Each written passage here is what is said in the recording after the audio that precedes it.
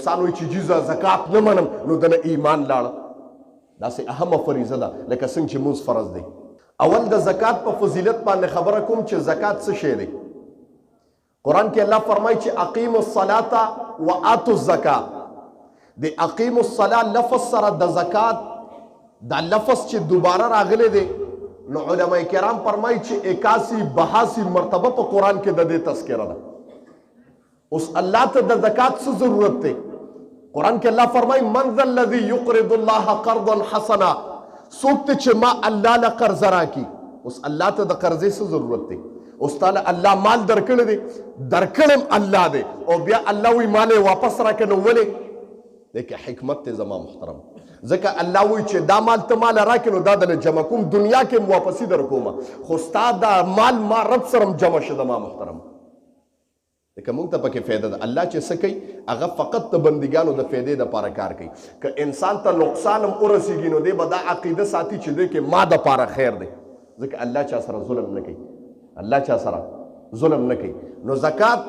دا به ته بوج نه ګڼې. زکات به ته د الله د طرف نه یو فریضه ګڼې چې د الله د طرف نه په ما باندې څنګه مونځ 5 وخته فرض دی نو داسې زکات هم فرض دی. او بله مسله کوم د اسلام بنیادونه ګویا په 5 سیزونو باندې دي. په دا 5 سیزونو کې د یو شی نه انکار وکړو نو فقط کفر کافر شوی. مونځ نه د انکار وکړو نو ایمان دنه لاړو. زکات نه د انکار وکړو نو ایمان لاړو. او که زکات ته نه ورکړو نو فقط فاسق او ګناهګار ښه. د زکات په انکار باندې که انسان وایي چې جیزه زکات نه منم نو دنه ایمان لاړه. داسې اهمه فریضه ده لکه څنګه چې مونځ فرض دی. وایي موسی علیه السلام مبارک له قارون راغی وایي ما ته دعا وکړه. نو موسی علیه السلام ته دعا وکړه نو مال یې ډېرېده. چې مال یې ډېرېده حتی تر دې پورې قرآن کې 20 پاره کې الله د هغې تذکره کړې ده. دومره مال الله ورکه قارون له الله دومره مال ورکه. مشهوره خبره تاسو ته نکته ویم، قارون له الله دومره مال ورکه وایي چې د هغه مال چابیانې د هغه مال د خزانو چابیانې به په څو اوښانو باندې ګرځېدې. د ما محترم دومره مال الله ورکه. نو چې کله وقت د زکات راغی نو موسی علیه السلام مو پسې کس ورولېږه چې جی زکات پکار دی غریبانانو نه. بعضې خلک دي چې هغه لاچاره دي زکات پکار دی. او دا میاشت هم داسې ده چې استقبال رمضان دی، رمضان المبارک میاشت را روانه ده و په دا رمضان کې داسې غریبانان شته چې هغې سره د افطارۍ دپاره راشن نشته. د ما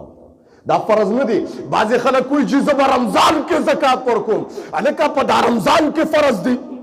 مقصد خدا دی چې غریب ته فایده ورسیږي. یو انسان سره روژه ماتي دپاره د افطارۍ دپاره گویا چې د سحرۍ دپاره خوراک نشته نو ته به څه کوې چې ګنه مرسۍ نه اختر ته به یې نږدې ورکې.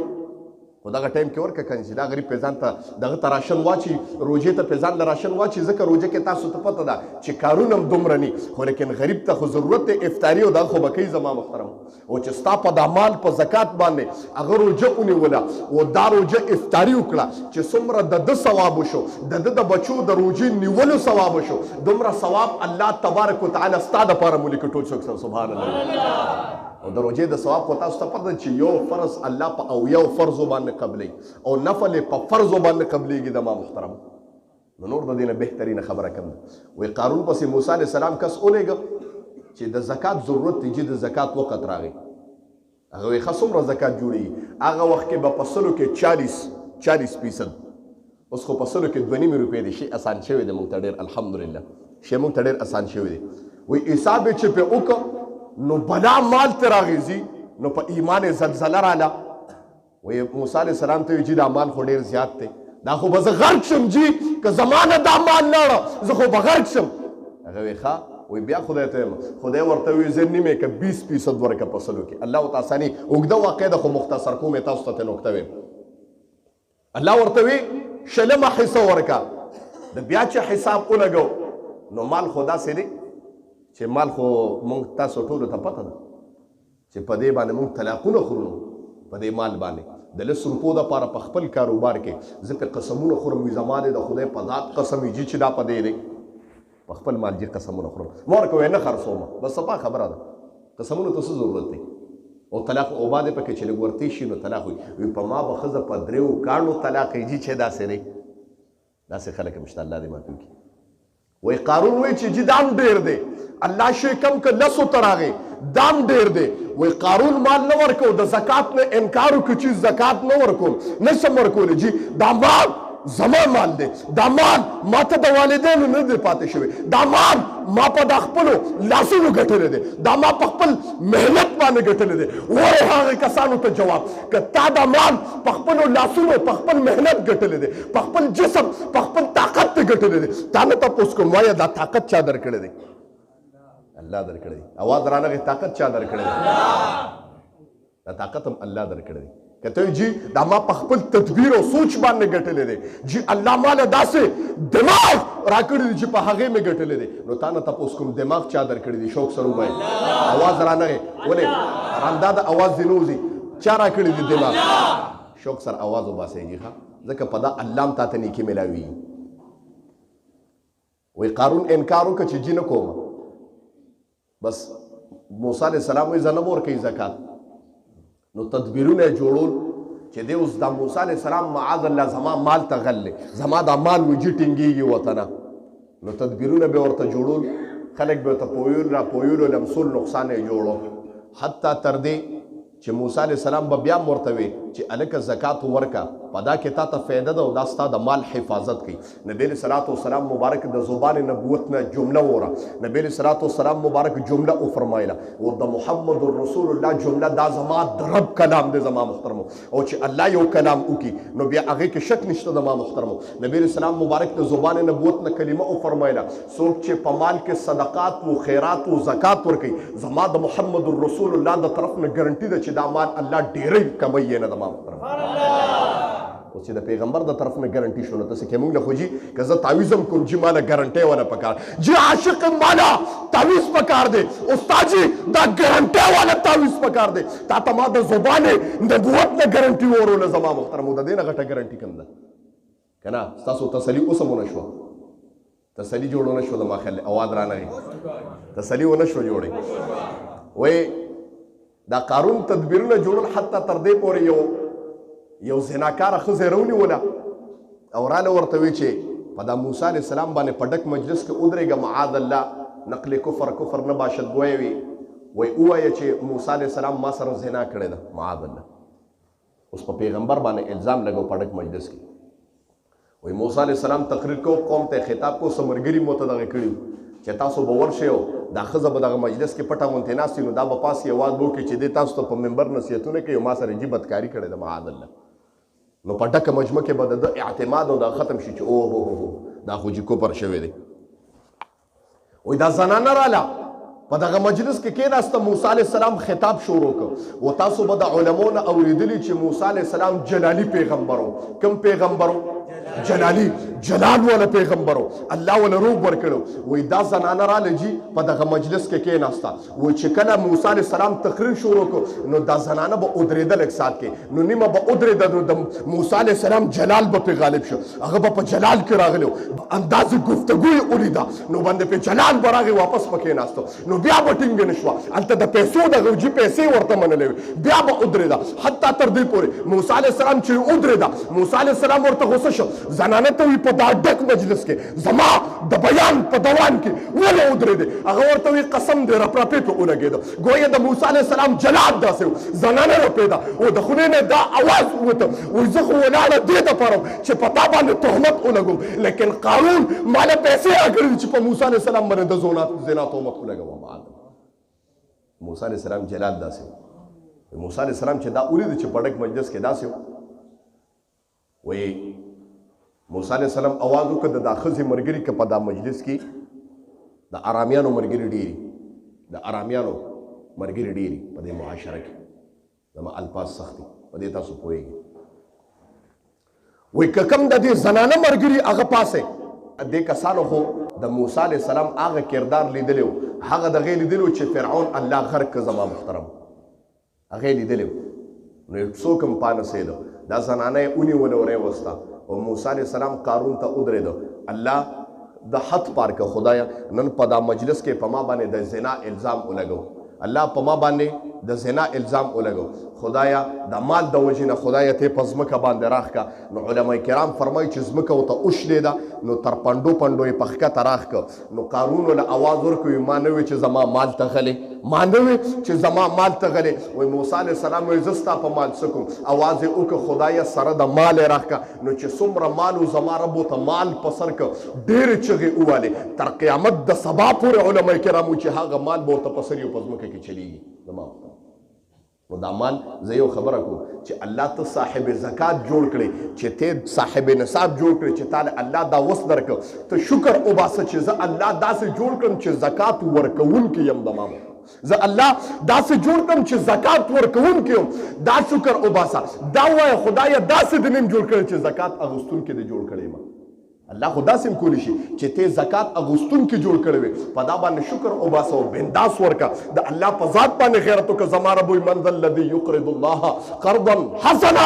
زما رب قرآن کې وفرمایل څوک ته چې ما رب له قرض راکړي او زما رب ته د قرضې څه ضرورت دی نو دا مکرمه میاشت ده ګویا چې استقبال رمضان دی رمضان ته دا دغه دی ګویا فقیران دي داسې چې راشن نشي وړی خپل کور ته د هغه بچي به اوږي قسم دی ډېر خلک داسې شته خو د حیا د وجې نه به غږ نشي کولی چې زما بچي اوږي دي زما محترم نو مخکې نو ته پوه شې چې دا مستحق د زکات دی نو زکات ولا ورکړه اوس اهم مسایل د زکات متعلق ویم چې زکات په څه باندې فرض دی په چا باندې فرض دی او چاله به ورکړي او کله به ورکړي د ما محترم توجه کوئ ښه د ټولو نه مخکې زکات په څلورو څیزونو باندې کېږي د ما محترمو ښه د هغې کې د ټولو نه مخکې 7.5 تولې سونه ده چې 9 تولې تا سره سونه ده نو اوس ته مسله وایم بعد خلک دې کې غلطېږي ښه توجه کوئ 9 تولې تا سره سونه ده نو زکات تر باندې واجب دی او 52 تولې د سره چاندي ده نو زکات تر باندې بیا واجب دی تا سره مال تجارت دی نو زکات تر باندې بیا واجب دی او تا سره نقدیت دی اوس نقدیت هم درته وایم ښه د دې د معنی چې څومره نقدیت دی وخت کې انسان سره نو صاحب نصاب دی او زکات به ورکوي دې دور کې چا سره 1,31,500 روپۍ هغه صاحب نصاب دی ښه د باندې زکات واجب دی دی به زکات ورکوي د ما محترم ښه څلورو څیزونو باندې زکات کېږي 9 تولې سونا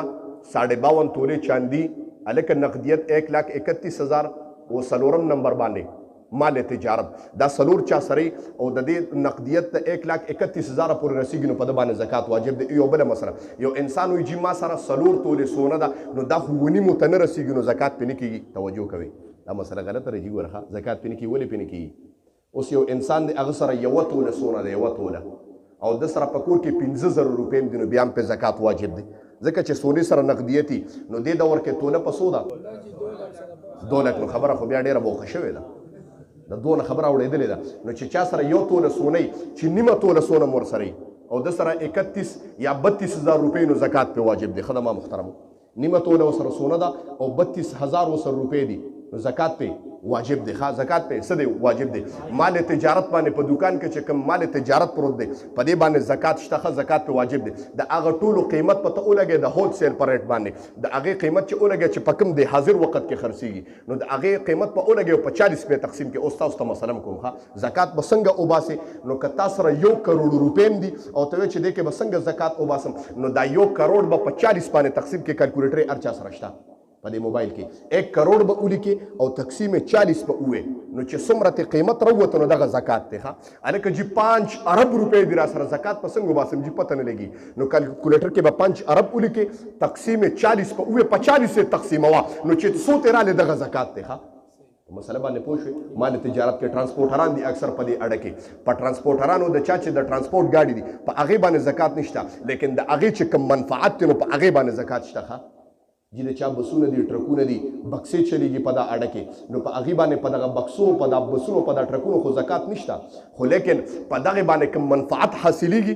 نو په هغې باندې زکات شته کور یې دی جي په دغه کور باندې خو په کرایه باندې ورکړی دی نو په دغه کور باندې زکات نشته خو لیکن د دې نه چې کوم انکم منفعت راځي نو په هغې باندې زکات دی پلاټ یې اغوستی دی جي نو په پلاټ باندې زکات څنګه دی که ستا پکې نیت دا و چې دا د خرید او فروخت د ګټې دپاره مې اغوستی دی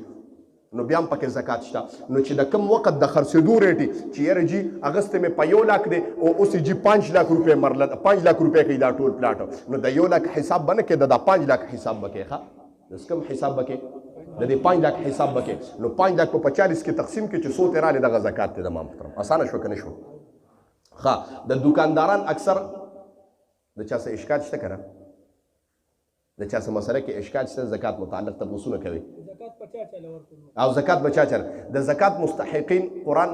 وس کسان ذکر کړي لسو خو یو څو ته من دغه شوي دي په هغه کې فقیر دی مسکین دی د ما محترم رشتہ دار دی خو بهترین خلک داري چې ته د رشتہ دارو له زکات ورکړي او کومو کسانو له زکات نشي ورکولی دوه رشتو له زکات نشي ورکولی اصول له نشي ورکولی او فروع له نشي ورکولی اصول داسې چې پلار له نشي ورکولی نیکه له نشي ورکولی ډر نیکه له نشي ورکولی غر نیکه له نشي ورکولی پر نیکه له نشي ورکولی په براو پسې ځي دغسې زوی له نشي ورکولی نوسي له نشي ورکولی چړوسي له نشي ورکولی ښکته وپسې ځه ټیک شي جي رور له زکات ورکولی شي که بل غریبي او جدایي ته ښه که جدایي ته نو بیا زکات او که هر څه حساب کتاب یو شانتي نو بیا زکات نشي ورکولی جي خاوند ښځې له زکات نشي ورکولی جي خاوند له زکاتونه ورکوي ښځه به او خاوند به ښځې له ورکوي دا خو سم ښکلی کار دی بیا ښځه خاوند له زکات نشي ورکولی او خاوند ښځې له زکات نشي ورکولی یو مسله ده یو انسان وایي جي زما ښځې سره کالی دی او هغه کالی هغه 3 تورې دی او نقدیت سره 15,000 روپۍ دي نو خاوند ته وایي چې خاوند ته زما د طرف نه زکات ادا کا نو څنګه چې په انسان باندې مونځ ځان له فرض دی نو داسې په زنانه باندې زکات ځان له فرض دی ښه توجه کوئ داسې پکې نشته جي چې خاوند به ته ادا کوي ښه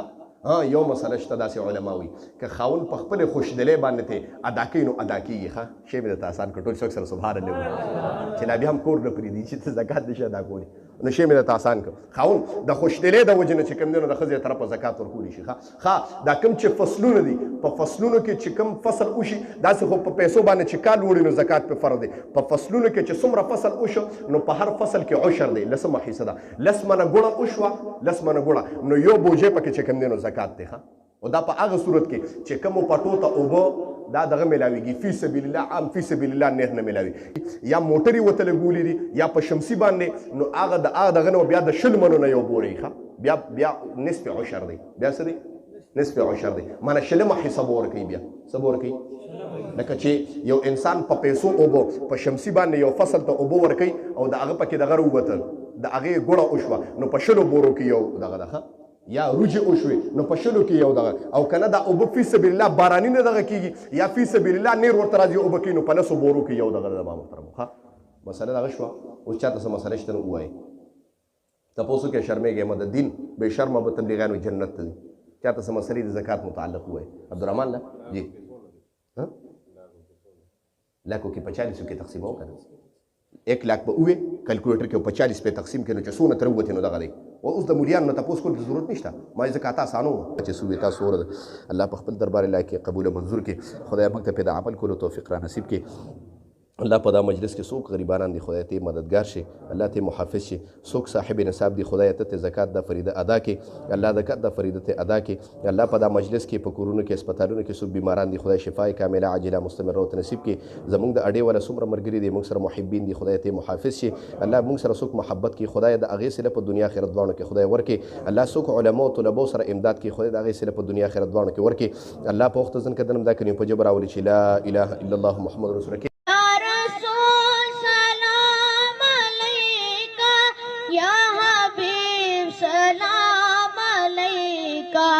सलाम